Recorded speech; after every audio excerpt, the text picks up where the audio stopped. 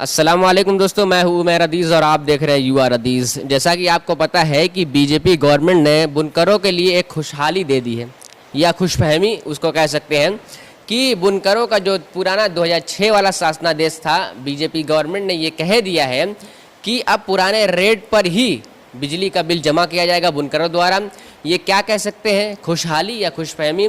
आज बुनकर साझा मंच की एक मीटिंग है जैनपुरा छामुहानी बोदा अंसारी साहब के यहाँ, हाजी बोदा अंसारी साहब के यहाँ। तो हम ये जानने की कोशिश करेंगे कि जब गवर्नमेंट की तरफ से इतनी अच्छी खबर दे दी गई है बुनकरों की कि 2006 वाले शासनादेश के हिसाब से आप बिजली का बिल जमा करिए, तो फिर आखिर ये मीटिंग बैठाने की क्या ज़रूरत पड़ी। हमारे साथ मनीष भाई साहब हैं। तो मनीष शर्मा जी, ये आप लोगों ने किस लिए मीटिंग की है, क्या?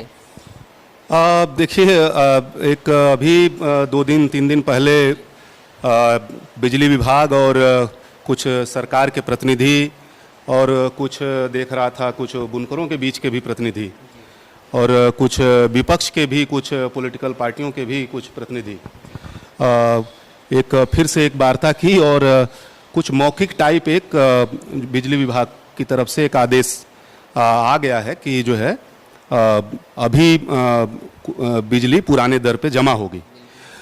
हम समझते हैं कि एक इसमें बहुत बड़े धोखे की बू आ रही है।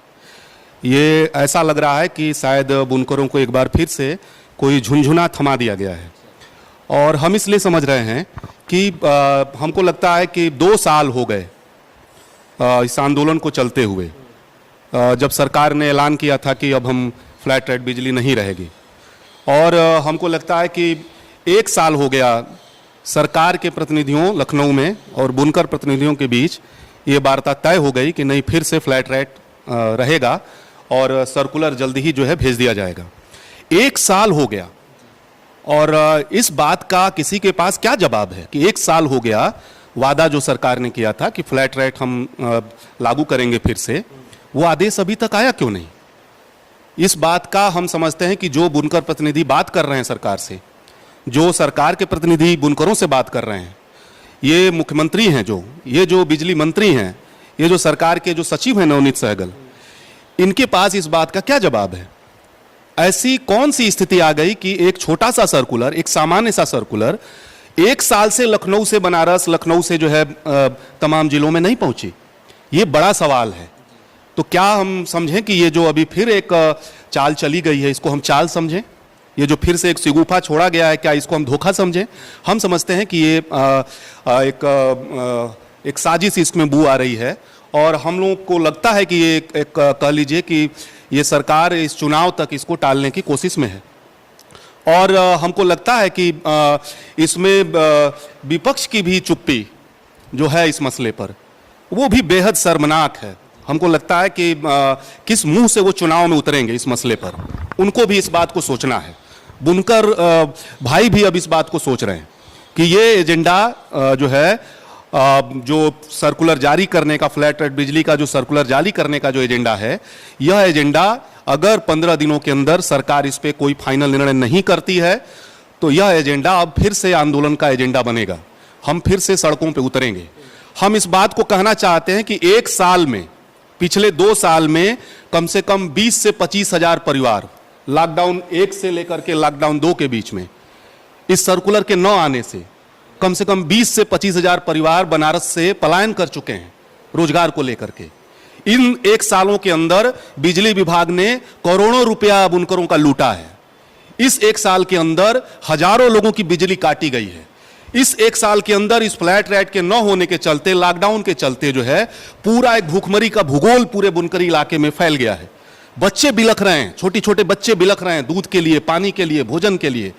और आप सब जानते हैं कि लॉकडाउन दूसरे के लिए जरूर खुल गया होगा, लेकिन बुनकरों का लॉकडाउन पहले लॉकडाउन से आज तक खुला ही नहीं है।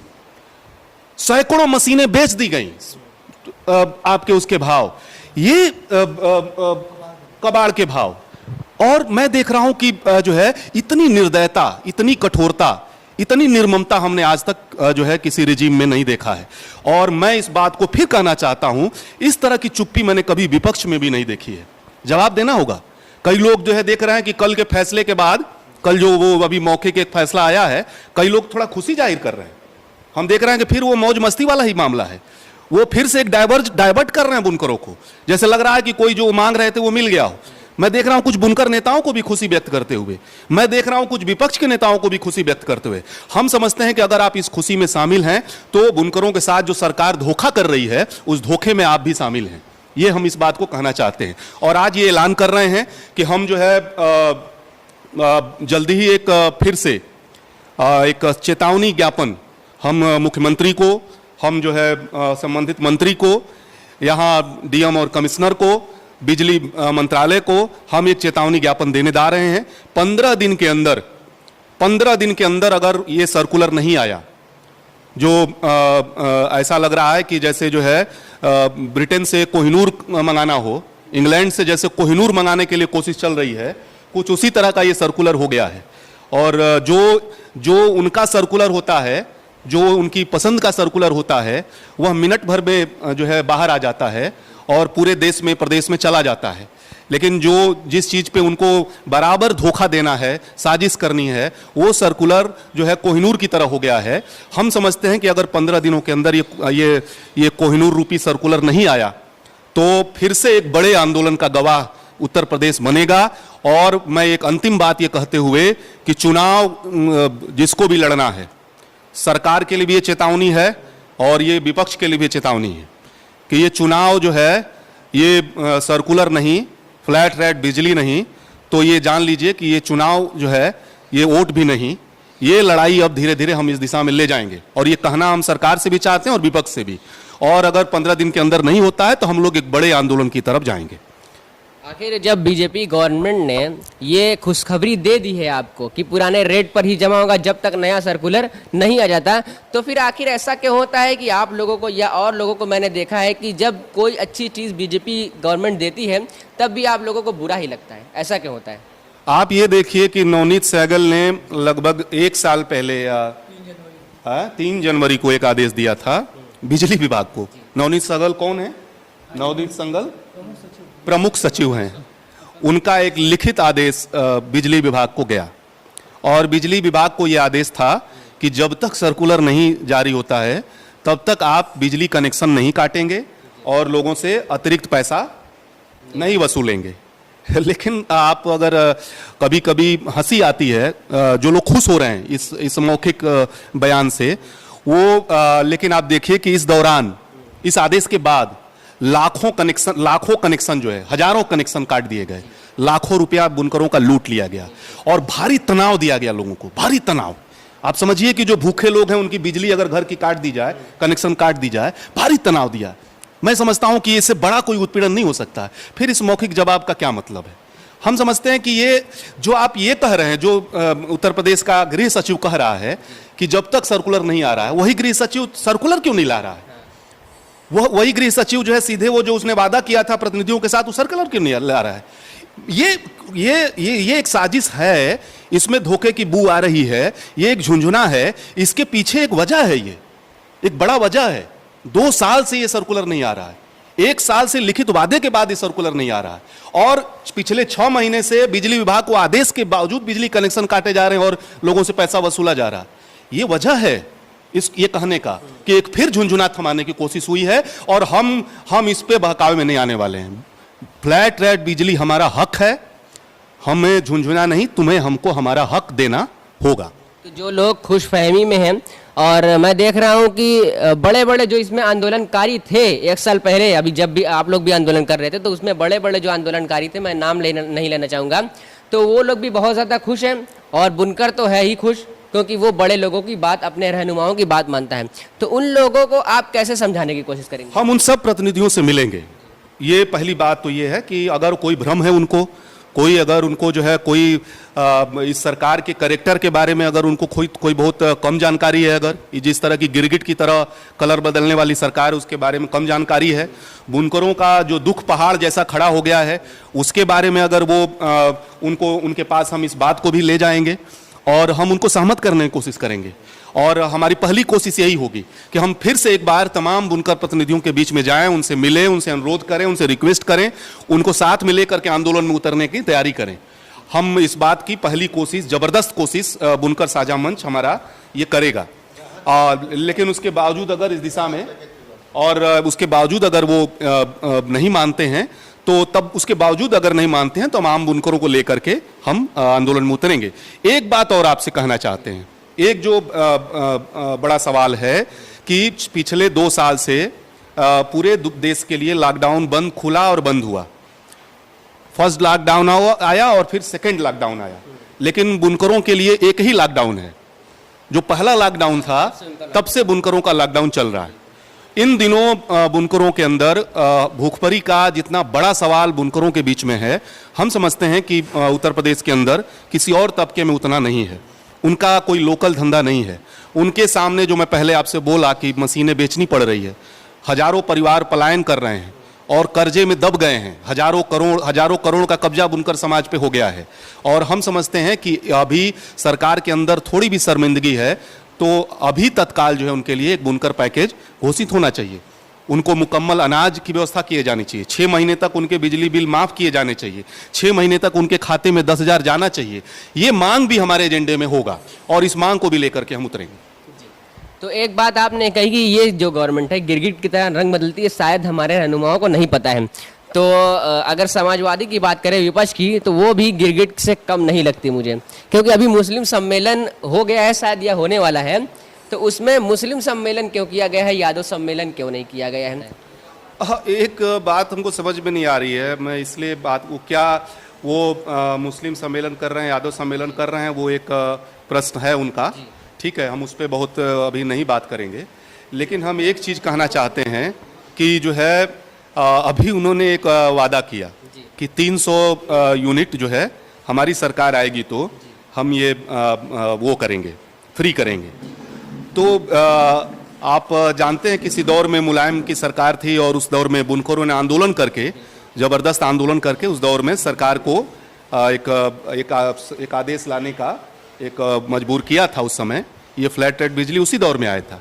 तो एक तो मैंने ये देखा कि इस पूरे दौर में जो विपक्ष की भूमिका उनको निभानी चाहिए, ये जो अभी हमला है बुनकरों पे, वो हमको एकदम नहीं दिखा, जो बेहद चिंता करने वाली बात है। अभी मैं देख रहा हूं कि उन्होंने एक सरकार बनाने के बाद का भी एक वादा जो किया है, उसमें भी फ्लैट रेट बिजली का वादा नहीं है। बिजली का वादा वो कर रहे हैं, वो 300 बिजली फ्री देने की बात कर रहे हैं, लेकिन वो ये नहीं कह रहे हैं कि हमारी सरकार आएगी तो हम ये फ्लैट रेट बिजली जो बुनकरों का है उसको हम ये करेंगे। ये भी हमारे लिए बड़ा सवाल नहीं है। हमारे लिए सवाल है कि वो ये पिछले 2 साल से वो कहीं भी इस सवाल पे आंदोलन में क्यों नहीं है? तो क्या उनको हमारे दुख से, बुनकरों के दुख से लेना देना नहीं है, उनके वोट से लेना देना है? केवल सवाल ये है उनसे। ये उनके नेताओं को भी, उनके संगठन के नीचे के जो लोग काम करते हैं उनको भी सोचना चाहिए कि आपसे रिश्ता रहेगा तो केवल वोट का रिश्ता नहीं रहेगा।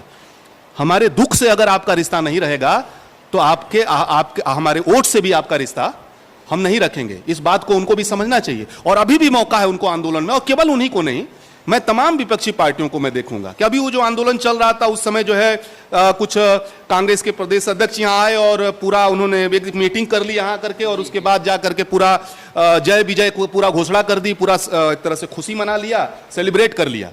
और उसके बाद से गंगा में पानी कितना बह गया, लेकिन कभी एक बार भी सूद लेने की कोशिश उसके बाद नहीं की। वो एक आकर के अपना उन्होंने ये जता दिया था कि हम भी इस आंदोलन में है। बसपा का हम देख रहे हैं कि बसपा इसमें बोलने के लिए तैयार ही नहीं है। बसपा इस पे तो एक शब्द भी हमको लगता है कि अभी तक कोई बयान भी, मायावती जी आजकल ट्वीट करती हैं, लेकिन इस मसले पर हमको नहीं लगता है कि कोई उनका ट्वीट भी अभी आजकल आया है। तो शायद उनको 365 सीट मिल रही है विधानसभा में। जो भी हो, हम समझते हैं कि बुनकर जो है अपने एजेंडे पे बना रहेगा, पक्ष हो या विपक्ष, उसको इस पे जवाब देना होगा। बुनकर अपना आंदोलन तेज करेगा, चुनाव का भी एजेंडा होगा, और ये हम जो है इस बार इस एजेंडे से बाहर चुनाव को नहीं जाने देंगे। ये बुनकर साझा मंच का जनता से वादा है। यानी फ्लैट रेट नहीं तो वोट नहीं। हाँ, इस दिशा में बढ़ना पड़ सकता है। हम बुनकरों के बीच में जाएंगे, इस सवाल को लेकर के बड़े पैमाने पर जाएंगे। बहुत बहुत शुक्रिया मनीष भाई का। और ये फजलुर रहमान साहब से, जी बताइए। हम फजलुर रहमान साहब से पूछ लेते हैं कि एक बात ये छूट गई थी कि जो एरियर है बुनकरों का वो जीरो नहीं किया जा रहा है, तो इस पे बात कोई नहीं कर रहा, केवल flat rate flat rate flat rate. तो एरियर कैसे जीरो होगा, उस पर कौन बात करेगा? देखिए, पिछले साल जो सरकार के प्रतिनिधि और बुनकर संगठन के प्रतिनिधियों के साथ जो बैठक हुई, जिसमें नवनीत सहगल साहब भी थे और सरकार के जो जिम्मेदार लोग थे वो भी थे, उसमें यह तय हुआ था कि जल्द से जल्द हम लोग जो है फ्लैट रेट पे कोई निर्णय लेंगे। और एरियल को ज़ीरो किया जाएगा। लेकिन अफसोस की बात है कि लगभग 1 साल होने को है और सरकार जो है अभी एक झुंझुना थमा दे रही है हमको, मुद्दे की बात नहीं कर रही है। मेन मुद्दे की बात है कि बुनकरों ने आंदोलन किया था एरियल के सवाल पे कि हम पे बकाया है, हम बकाया कहाँ से देंगे, हमको फ्लैट रेट बिजली चाहिए 2006 की तर्ज पे, उसी आधार पे हम बिजली का बिल जमा करेंगे। सरकार ने आंदोलन में ये वादा किया कि ठीक है आप आंदोलन वापस लीजिए, हम आपकी बात को मानते हैं और जल्द ही कोई निर्णय लाएंगे। तो ये कहने का मतलब है कि वो जो उसमें तय हुआ है बैठक में उसको लागू करने के बजाय ये क्या सिस्टम है कि मतलब आप पुरानी व्यवस्था फिर बहाल करते हैं और वो जो बैठक में निर्णय हुआ है उसको हम ठंडे बस्ती में डालते हैं। हमको लगता है कि कहीं ना कहीं सरकार जो है हमको भी धोखा दे रही है और बुनकर प्रतिनिधियों को भी धोखा दे रही है। अगर सरकार की नीयत साफ होती तो चुनावी पीरियड है, इस मामले को यूं 2 सेकंड लगेगा, उसको सिर्फ साइन करना है, वो हल हो जाएगा। लेकिन सरकार की नीयत साफ नहीं है, मजबूरन हमको फिर रोड पे निकलना होगा। यही हम लोगों ने एक ठाना है कि अगर सरकार, हम वार्निंग दे रहे हैं, तमाम अधिकारियों के पास जाएंगे, उनसे माजरत करेंगे कि आपको एक डेलीगेशन के माध्यम से हम मुख्यमंत्री से मांग करते हैं कि ये जो आदेश है उसको लागू किया जाए, अन्यथा हम आंदोलन फिर कूद जाएंगे। फिर आप कहेंगे कि बुनकर जो कोरोना काल का उल्लंघन कर रहा है। बुनकर तो एक सीधा साधा है, बुनकर नहीं चाहता कि हम आगजनी करें, हिंसा करें, आंदोलन करें, चक्का जाम करें। उसकी जो जायज़ मांगे हैं उस मांगों को सरकार मान ले, बस यही सरकार के लिए भला है, बुनकरों के लिए भला है। वरना हम रोड पर निकलेंगे क्योंकि हम बगैर बिजली के कुछ नहीं कर पाएंगे। लोगों को बिजली रहने के लिए, बिजली मकान में चाहिए, रोशनी के लिए चाहिए। बुनकर को बिजली मूलभूत सुविधा के तौर पर चाहिए क्योंकि बुनकर बगैर बिजली के नहीं जी सकता। बुनकर की रोजी रोटी का एक अहम अंग बिजली है। अगर बिजली नहीं होगी तो बुनकर भूखा मर जाएगा। जब वो भूखा मरेगा उसके लिए वो संघर्ष करेगा तो आप उस पर मुकदमा ला देंगे, उसको अपराधी बताएंगे, उसको कुछ बताएंगे। तो ये जो नियम है ही है, हम लोगों ने पहले किया, मुकदमा लादा गया। अगर अब भी मांग करते हैं, अगर सरकार हम वो जो कैबिनेट की बैठक में तय हुआ है उसको जल्द से जल्द लागू करे, अन्यथा आंदोलन झेलने को तैयार है। अभी सूत्रों की बात करें तो वाराणसी वस्त्र बुनकर संघ शायद गया था नवनीत सहगल जी से मिलने, और वहाँ पर उनको ये पता चला कि 1 हफ्ते में शायद ये नया जियो आ जाएगा। तो फिर उसके बाद आप लोग क्या करेंगे, एक बात ये। और अगर आप ये बात को झुठलाते हैं तो मेरी समझ से शायद मनीष भैया आप लोग कभी लखनऊ मिलने नहीं गए। हम लोग लगातार ज्ञापन देते रहे। हमको लगता है कि इस तरह की दर्जनों चिट्ठियां, ज्ञापन, ये सब हम लोग देते रहे। और चूंकि हमारे विश्वस्त हम लोगों के बुनकर समाज के ढेर सारे जो प्रतिनिधि हैं वो जाते रहे बातचीत करने के लिए, और हम लोग इस उम्मीद से ही उनको देखते रहे कि वहाँ जाएंगे तो बुनकरों के पक्ष में ही बात करेंगे। तो वही मैं जी फजलुर रहमान साहब से ये पूछना चाहता था, तो अगर मान लीजिए 1 सप्ताह में जियो आ जाता है तब आपका क्या रिएक्शन रहेगा, और अगर नहीं आता है तो डायरेक्ट आप आंदोलन पर जाएंगे या पहले उनसे जाकर मिलेंगे? देखिए, जियो आएगा तो उसके बाद हम अध्ययन करके बताएंगे क्या आता है क्या नहीं आता है। अभी फ़िलहाल चुनावी पीरियड है और सत्ताधारी दल के साथ साथ हम विपक्ष के लोगों से अपील करना चाहते हैं कि बनारस ही नहीं पूरे पूर्वांचल का एक अहम मुद्दा ये है बिजली वाला, और इस पे हम अपील करना चाहेंगे कि इसको एक एजेंडा बनाया जाए और सरकार के ऊपर दबाव बनाया जाए कि सरकार इस मुद्दे को हल करे किसी भी कीमत पे।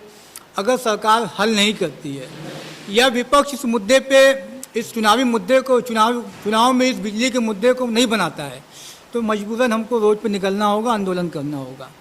अहम बात यह है कि हम सभी सियासी जमात के लोगों से, सभी सियासी दल के लोगों से ये अपील करना चाहेंगे कि अगर पूर्वांचल के बुनकरों का वोट चाहिए तो बुनकरों के जो अहम मुद्दा है उस पर आपको संघर्ष करना होगा, क्योंकि पूर्वांचल में बुनकरों की एक बहुत बड़ी आबादी है। अब बुनकर आपके छलावे में आने वाला नहीं है, जो बुनकर के सुख दुख में, बुनकर की समस्याओं में, बुनकर की रोजी रोटी के मशाइल पे जो संघर्ष करेगा बुनकर समाज उसके साथ होगा। हम लोगों ने मिजाज बना चुके हैं कि 2022 के चुनाव में जो बुनकर की बात करेगा उसी को बुनकर समाज वोट देगा, चाहे वो किसी दल का व्यक्ति क्यों ना हो। बीजेपी भी करेगी तो बीजेपी के साथ।